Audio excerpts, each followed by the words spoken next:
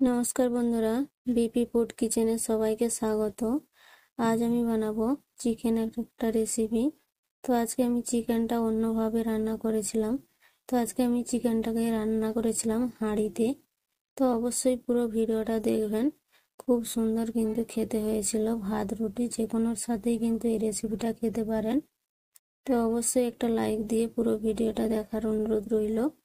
এখানে আমি 1 kilo chicken নিয়েছি। তো এখানে পুরো চিকেনটা আমি ধুয়ে ভালো করে পরিষ্কার করে কেটে নিয়েছি। এবারে চিকেনটাকে ভালো করে আমি সব মশলা দিয়ে মেখে নেব। তো প্রথমে দিয়ে দিচ্ছি এখানে স্বাদ মতো লবণ। তো লবণটা আমি একবারেই দিয়ে দিলাম। এবারে দিয়ে দিচ্ছি হলুদের গুঁড়ো 1 চামচ, আর দিচ্ছি লঙ্কার গুঁড়ো 1 চামচ, ধনে গুঁড়ো দিচ্ছি 2 চামচ, আর দিয়ে দেবো এখানে জিরের গুঁড়ো 1 চামচ, আর দিচ্ছি এখানে বড় চামচের 2 চামচ মতো সরষের তেল। তেলটা দিয়ে ভালো করে এটাকে আমি প্রথমে মেখে নিচ্ছি। মেখে নিয়ে এটাকে 10 মিনিট মতো রেখে দেব রেস্টে। এবারে হাঁড়ি নিয়ে নিয়েছি। গ্যাসের ফ্লেম কিন্তু একেবারে লো রাখতে হবে। লো ফ্লেমে হাঁড়িটা বসিয়ে সরষের তেল দিয়ে দিলাম। এবারে দিয়ে দিচ্ছি এখানে একটা তেজপাতা আর 1/2 চামচ চিনি। ভালো করে ভেজে নিয়ে দিয়ে দিচ্ছি গরম মশলা। এখানে আমি গোটা গরম মশলা দিয়েছি। এবার সব কিছু ভালো করে ভাজা হলে দিয়ে দিচ্ছি রসুন বাটা। এখানে রসুনটাকে আমি থেতো করে নিয়েছিলাম। তো রসুনটাকে আমি ভালো করে ভেজে নেব। গ্যাসের ফ্লেম কিন্তু একেবারে লোই থাকতে হবে, একটুও কিন্তু এখানে বাড়ানো চলবে না। তো গ্যাসের ফ্লেম লো রেখে রসুনটাকে হালকা করে ভেজে নিয়েছি। এবার দিয়ে দিচ্ছি পেঁয়াজ কুচি। তো মিডিয়াম সাইজের 3টা পেঁয়াজকে কেটে নিয়েছিলাম। তো ভেজে নেব পেঁয়াজটা। পেঁয়াজ রসুন ভালো করে ভাজা হয়ে গিয়েছে গরম মশলার সাথে। পেঁয়াজ রসুনটা ভাজতে কিন্তু অনেকটাই টাইম লেগেছিল, যেহেতু হাঁড়িতে একেবারে লো ফ্লেমে এটা ভাজা হতে টাইম লেগেছে অনেকটাই। তো হাতে সময় নিয়ে এই রেসিপিটা কিন্তু বানাতে হবে। এবারে দিয়ে দিচ্ছি এখানে আদা আর টমেটো। আদা টমেটো পেঁয়াজের সাথে আরও কিছুক্ষণ ভালো করে ভেজে নেব। অল্প করে এখানে জল দিয়ে দিলাম যাতে নিচে লেগে না যায়, তার জন্য।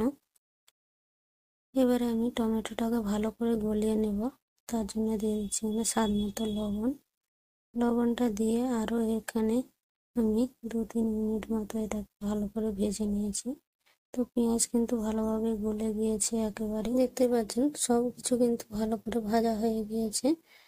দেখতে কতটা সুন্দর হয়েছে।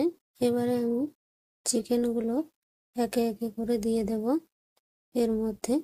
হাঁড়িতে রান্না করলে কিন্তু খুব সাবধানে এটা করতে হবে।